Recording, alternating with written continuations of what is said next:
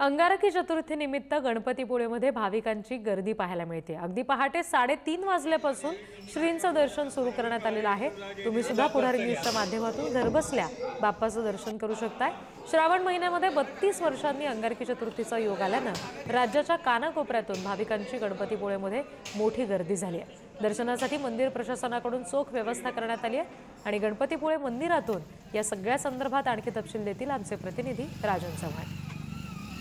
अंगारकी चतुर्थी निमित्त रत्नागिरीतील प्रसिद्ध असणाऱ्या गणपतीपुळे तीर्थक्षेत्रावर आता दर्शनासाठी मोठ्या प्रमाणात भक्तगणांची रांग आपल्याला पाहायला मिळते। पहाटे 3:30 वाजल्यापासूनच श्रींच्या दर्शनासाठी राज्यभरातील कानाकोपऱ्यातील भाविक हे मोठ्या प्रमाणात गणपतीपुळेमध्ये दाखल झालेले आहेत।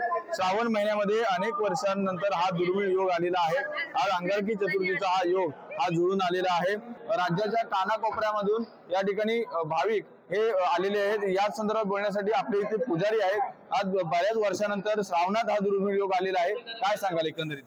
श्रावण महिन्यात आज संकष्ट चतुर्थी आणि त्यात दुग्ध शर्करा योग म्हणजे मंगळवारी, ह्या योगाला अंगारकी संकष्ट योग असं म्हणतात।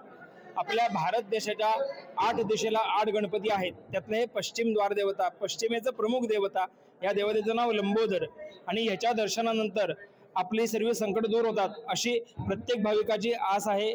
त्यामुळे अंगारकी संकष्ट योगावरती हजारो भाविक देशातील कानाकोपऱ्यातून दर्शनासाठी येत असतात। नक्कीच आपण पाहिलं तर अनेक वर्षानंतर हा श्रावणातून अंगारकी चतुर्थीचा योग आलेला आहे आणि राज्याच्या कानाकोपऱ्यातील भाविक हे गणपतीपुळ्यामध्ये दर्शनासाठी या ठिकाणी रांगा लावताना आपल्याला पाहायला मिळत आहेत। राजन चव्हाण, पुढारी न्यूज, गणपतीपुळे, रत्नागिरी।